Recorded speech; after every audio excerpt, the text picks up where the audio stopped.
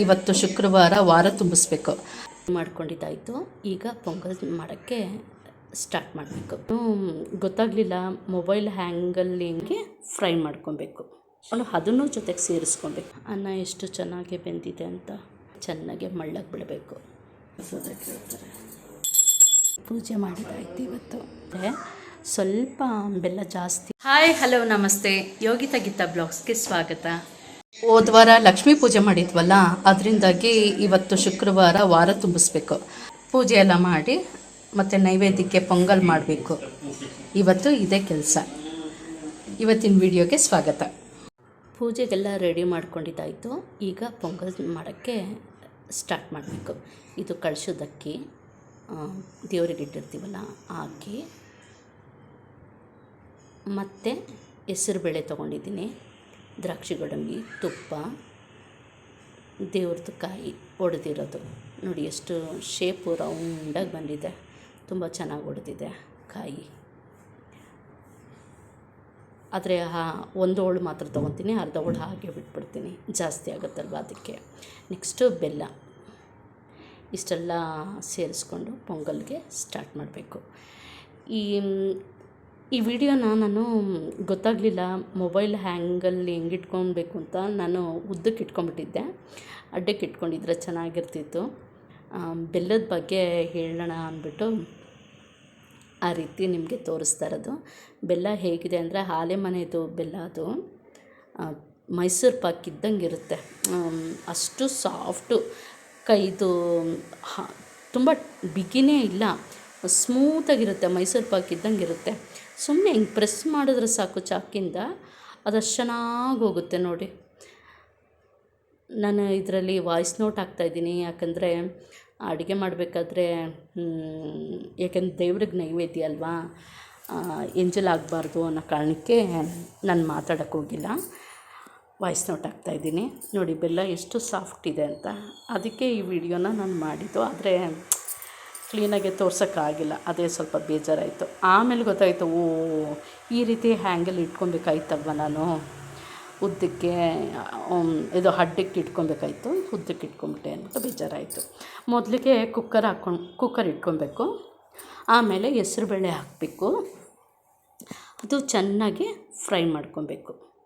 ಚೆನ್ನಾಗಿ ಅದೇ ನಾವು ಇದಕ್ಕೆ ಮಾಡ್ದಂಗೆ ಹಿಂಗೆ ಫ್ರೈ ಮಾಡ್ಕೊಂಬಿಟ್ಟು ನೀರು ಹಾಕ್ಕೊಳ್ಬೇಕು. ನೀರು ಹಾಕ್ಕೊಂಡ್ಮೇಲೆ ಕಳಶದ ಅಕ್ಕಿ ಎಲ್ಲ ತೊಳೆದು ಅದು ವಾಶ್ ಮಾಡಿ ಇಟ್ಕೊಂಡು ಅದನ್ನು ಜೊತೆಗೆ ಸೇರಿಸ್ಕೊಂಡು ನೀರು ಹಾಕ್ಕೊಂಡು ಕುಕ್ಕರ್ ಮುಚ್ಚಬೇಕು. ಒಂದು 3 ವಿಷಿಲ್ ಕೂಗಬೇಕು. 3 ವಿಷಿಲ್ ಕೂಗಿದ್ರೆ ಅನ್ನ ಮತ್ತು ಬೇಳೆ ಎಲ್ಲ ಬೆಂದೋಗಿರುತ್ತೆ, ಜೊತೆಗೆಲ್ಲ ಮಿಕ್ಸ್ ಆಗಿರುತ್ತೆ. ಹಂಗೆ ಎಲ್ಲ ಮಿಕ್ಸ್ ಮಾಡಿಕೊಂಡು ಕುಕ್ಕರ್ ಮುಚ್ಚೋದು. ಅದು ಬೆಂದ ಮೇಲೆ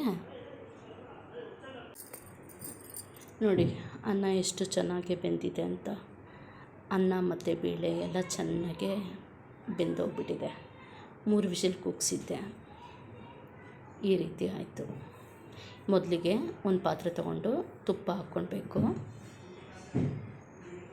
ತುಪ್ಪ ಹಾಕ್ಕೊಂಡ ನಂತರ ಗೋಡಂಬಿ ಹಾಕ್ಕೊಂಡು ಮತ್ತು ದ್ರಾಕ್ಷಿ ಹಾಕ್ಕೊಂಡು ಮತ್ತು ತೆಂಗಿನಕಾಯಿ ಹಾಕ್ಕೊಂಡು ಚೆನ್ನಾಗಿ ಹುರ್ಕೊಳ್ಬೇಕು. ಚೆನ್ನಾಗಿ ಹುರ್ಕೊಂಡ್ಮೇಲೆ ಬೆಲ್ಲ ಹಾಕಬೇಕು. ಬೆಲ್ಲ ಹಾಕ್ಬಿಟ್ಟು ಅದ್ರ ಜೊತೆಗೆ ಚೆನ್ನಾಗಿ ಮಳ್ಳಕ್ಕೆ ಬಿಡಬೇಕು. ತೀರಾ ಮಳ್ಳೋದು ಬೇಕಾಗಿಲ್ಲ, ಸ್ವಲ್ಪ ನೊರೆ ಥರ ಬಂದರೆ ಸಾಕು. ನಂತರ ಅದಕ್ಕೆ ಅನ್ನ ಹಾಕ್ಕೊಬೇಕು. ಏಕೆಂದರೆ ಅದೆಲ್ಲ ನಾನು ಅನ್ನ ಹಾಕೋದು ಅದೆಲ್ಲ ತೋರ್ಸೋಕ್ಕಾಗ್ತಾ ಇರಲಿಲ್ಲ, ಯಾಕೆಂದರೆ ಒಂದು ಕೈಯಲ್ಲಿ ಮೊಬೈಲ್ ಇಟ್ಕೊಬೇಕು, ಒಂದು ಕೈಯಲ್ಲಿ ಅಡುಗೆ ಮಾಡೋದು ತೋರಿಸ್ಬೇಕಲ್ವ. ಅದರಿಂದಾಗಿ ಅನ್ನ ಹಾಕ್ಕೊಳ್ಳೋದು ಅದೆಲ್ಲ ಸ್ವಲ್ಪ ಸಾಧ್ಯ ಆಗ್ತಾ ಇರಲಿಲ್ಲ. ಅದರಿಂದಾಗಿ ಈ ರೀತಿ ತೋರಿಸ್ತಾ ಇದ್ದೀನಿ. ಅನ್ನ ಹಾಕ್ಕೊಳ್ಬೇಕು. ಅನ್ನ ಹಾಕ್ಕೊಂಡು ಚೆನ್ನಾಗಿ ಮಿಕ್ಸ್ ಮಾಡಬೇಕು. ಮಿಕ್ಸ್ ಮಾಡಿದ್ಮೇಲೆ ಸ್ವಲ್ಪ ಪ್ಲೇಟ್ ಮುಚ್ಚಿಬಿಟ್ಟು ಬೇಯಕ್ಕೆ ಬಿಡಬೇಕು. ಯಾಕೆಂದರೆ ಅದು ಚೆನ್ನಾಗೇ ಬ್ಲೆಂಡ್ ಆಗಿರುತ್ತಲ್ಲ, ಬೇಯಕ್ಕೆ ಬಿಟ್ಟರೆ ಅದರಿಂದಾಗಿ ಒಂದು ಸ್ವಲ್ಪ ಹೊತ್ತು ಬೇಯಕ್ಕೆ ಬಿಡಬೇಕು. ನೋಡಿ ಈ ರೀತಿ ಬೇಯ್ತಾ ಇರುತ್ತೆ. ನೋಡಿ ಪೊಂಗಲ್ ರೆಡಿ ಆಯಿತು. ಅಮ್ಮನಿಗೆ ಕೊಟ್ಟೆ, ಅಮ್ಮ ಪೂಜೆ ಮಾಡೋಕ್ಕೆ ಅಂದ್ಬಿಟ್ಟು ಎಲ್ಲ ಇದು ಮಾಡ್ಕೊತಾಯಿದ್ರು. ಹೇಳು. ಎಲ್ಲ ಹಿಂಗೆ ಕ್ಲೀನ್ ಮಾಡಿ ಕೊಟ್ಟಿದ್ದೆ. ಅಮ್ಮ ಬಂದು ದೀಪ ಹಚ್ಚಿದ್ರು. ಪ್ರಸಾದ ಕೊಡಮ್ಮ. ಮತ್ತು ನಾನು ಪೊಂಗಲ್ ಕೊಟ್ಟೆ ಅಂತಾರೆ. ಪ್ರಸಾದ ಕೊಡಮ್ಮ ದೇವ್ರಿಗೆ. ಪ್ರಸಾದ ಕೇಳ್ತಾರೆ. ಇನ್ನು ಫಸ್ಟ್ ಟೈಮ್ ದೀಪ ಹಚ್ಚಕ್ಕೆ ಮುಂತೆಗೆ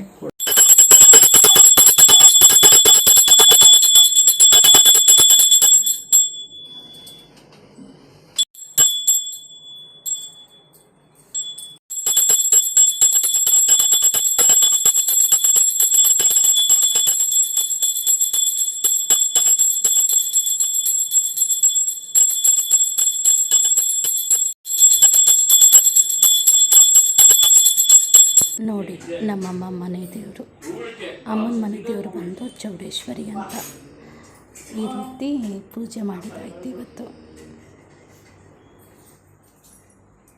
ಪೂಜೆ ಎಲ್ಲ ಆದಮೇಲೆ ನಾನು ಪೊಂಗಲ್ ತಿಂದೆ. ಸ್ವಲ್ಪ ಬೆಲ್ಲ ಜಾಸ್ತಿ ಆಯಿತು ಅಂತ ನನಗನ್ನಿಸ್ತು. ಸ್ವಲ್ಪ ಕಮ್ಮಿ ಇದ್ದಿದ್ದರೆ ಚೆನ್ನಾಗಿರ್ತಿತ್ತು. Thank you so much. ಇಲ್ಲಿವರೆಗೂ ನನ್ನ ವಿಡಿಯೋ ನೋಡಿದ್ದಕ್ಕೆ ಥ್ಯಾಂಕ್ ಯು. ಮತ್ತು ಯಾರೆಲ್ಲ ಸಬ್ಸ್ಕ್ರೈಬ್ ಆಗಿಲ್ವೋ ಇನ್ನೂ, ಪ್ಲೀಸ್ ಸಬ್ಸ್ಕ್ರೈಬ್ ಆಗಿ, ಲೈಕ್ ಮಾಡಿ, ಕಮೆಂಟ್ ಮಾಡಿ, ಶೇರ್ ಮಾಡಿ, ಮತ್ತು ನಿಮ್ಮ ಅಭಿಪ್ರಾಯನ ತಿಳಿಸಿ. Okay, thank you so much.